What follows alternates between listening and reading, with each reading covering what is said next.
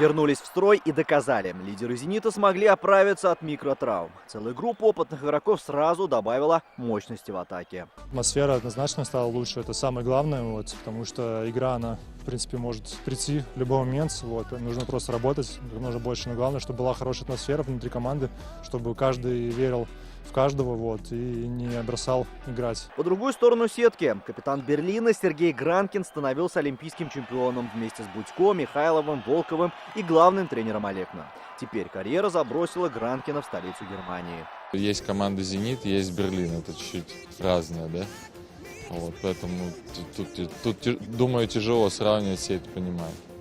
Просто нужно, я считаю, что самое правильное – это уважать друг друга и все. «Зенит» всухую обыграл Берлин и тем самым досрочно обеспечил себе выход в плей-офф Лиги чемпионов. Такие эмоции клуб не испытывал давно.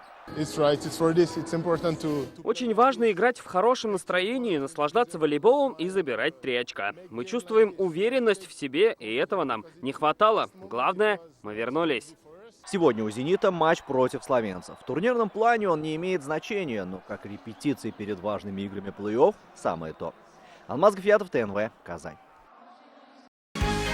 Закажи рекламу на ТНВ. Телефон в Казани 5 705 100.